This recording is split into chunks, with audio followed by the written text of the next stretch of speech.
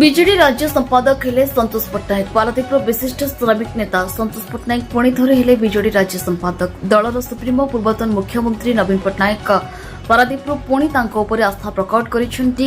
ସନ୍ତୋଷ ପଟ୍ଟନାୟକ ପୁଣି ଥରେ ବିଜେଡି ରାଜ୍ୟ ସମ୍ପାଦକ ଘୋଷିତ ହେବା ପରେ କୋଜଙ୍କ ସମେତ ପୂରା ପାରାଦୀପ ନିର୍ବାଚନ ମଣ୍ଡଳୀରୁ ଶୁଭେଚ୍ଛାର ସୁଅ ଛୁଟିଛି। ବିଭିନ୍ନ ମହଲରୁ ବୁଦ୍ଧିଜୀବୀ ଏବଂ ଦଳୀୟ କର୍ମୀ ଜିରୋ ପଏଣ୍ଟ କାର୍ଯ୍ୟାଳୟରେ ପହଞ୍ଚି ତାଙ୍କୁ ଫୁଲତୋଡ଼ା ଦେଇ ସ୍ୱାଗତ କରିଛନ୍ତି।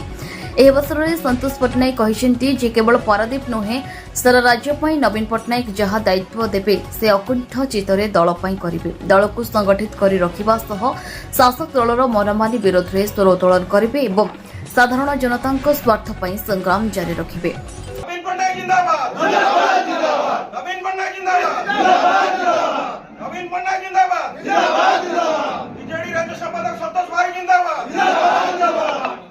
बिजू जनता दल जिंदाबाद जिंदाबाद जिंदाबाद बिजू जनता दल जिंदाबाद जिंदाबाद जिंदाबाद बिजू जनता दल जिंदाबाद जिंदाबाद जिंदाबाद बिजू राज्य सभा संतोष भाई जिंदाबाद जिंदाबाद जिंदाबाद नवीन पटनायक जिंदाबाद जिंदाबाद जिंदाबाद नवीन पटनायक जिंदाबाद जिंदाबाद जिंदाबाद काम नवीन पटनायक काम संतोष दादा काम बिजू जनता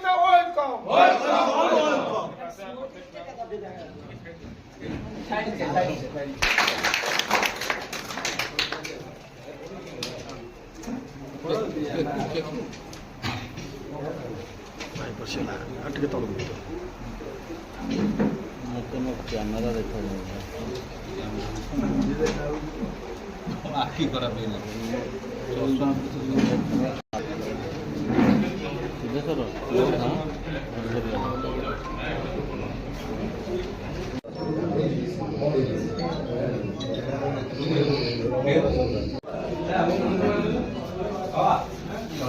माननीय नेता पूर्वतन मुख्यमंत्री एवं विरोधी दल नेता श्रीयुक्त नवीन पट्टनायक महोदय मत पुनर्बार बीजेडी राज्य संपादक भाव पुनर्नियुक्त करके कृतज्ञता ज्ञापन करने सहित अशेष धन्यवाद शुभेच्छा शुभकामना ज्ञापन करुच्ची।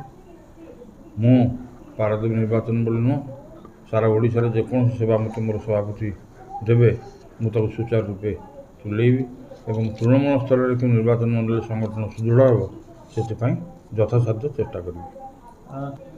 आम निज निर्वाचन मंडल में बहुत इश्यू अच्छी 2 वर्ष है जहाँ हूँ आपण मैंने जानते बर्तमान आगू केमी सुचारू रूपे से कार्यक्रम कर पंचायत इलेक्शन पौर निर्वाचन में केमी बीजेडी विपुल संख्यार जितपट हम से आम दृष्टि देव। बीजेडी सांगठनिक स्थिति पारादीप निर्वाचन भल अच्छी। बीजेपी केवल प्रचार प्रसार चली। पारादीपरू देवाशीष पाणी रिपोर्ट न्यूज उपांत खबर।